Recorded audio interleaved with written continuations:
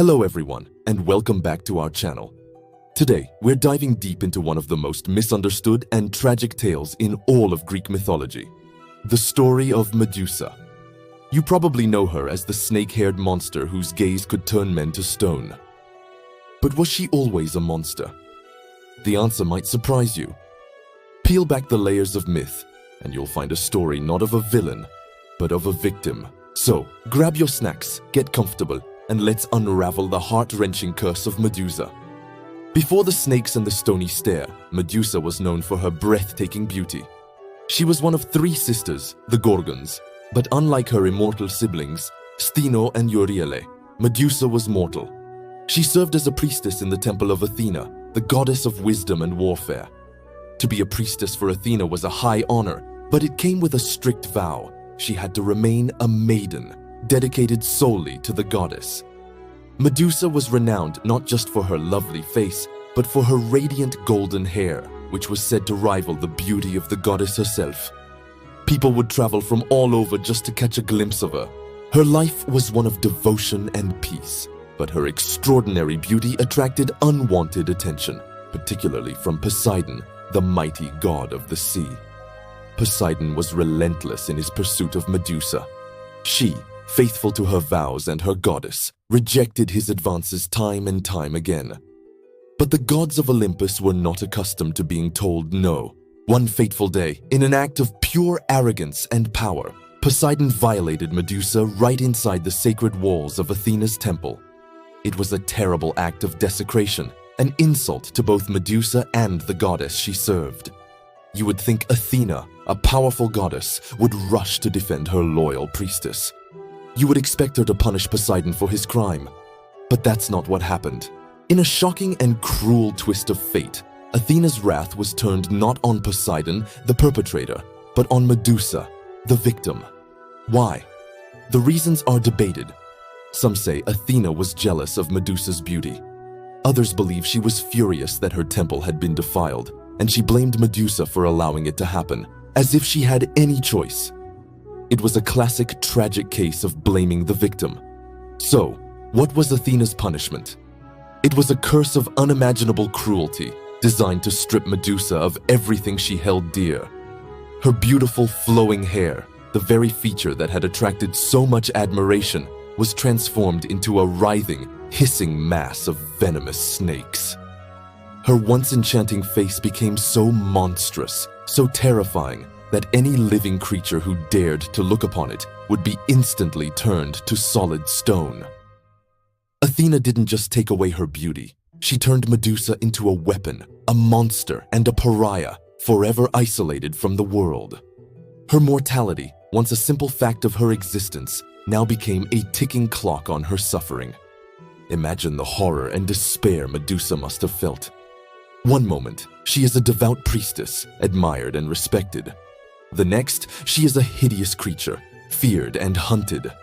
She was banished to a remote island, forced to live in solitude. Every reflection would show her the monster she had become.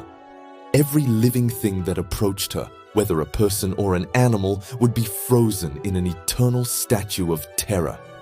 Her greatest weapon was also her greatest torment. She couldn't look at anyone she loved, couldn't have a friend, couldn't experience a single moment of normal connection. Her existence became a lonely nightmare. This is where the more famous part of her story begins. The tale of Medusa, the monster, spread far and wide. It eventually reached the ears of Polydectes, the king of Seriphos, who had a sinister plan. He wanted to get rid of a young hero named Perseus. So, he devised what he thought was an impossible task. He challenged Perseus to bring him the head of Medusa. For Polydectes, it was a win-win. If Perseus succeeded, great. If he failed and was turned to stone, problem solved. An unknowing Perseus, eager to prove his worth, accepted the deadly quest. But Perseus wasn't sent on this mission alone. The gods, who had so cruelly engineered Medusa's fate, now decided to aid her killer. Isn't that ironic? Athena, the very goddess who cursed Medusa, gave Perseus a mirrored shield, so he could see Medusa's reflection without looking at her directly. Hermes gave him a pair of winged sandals to fly and an adamantine sword sharp enough to slice through the Gorgon's neck.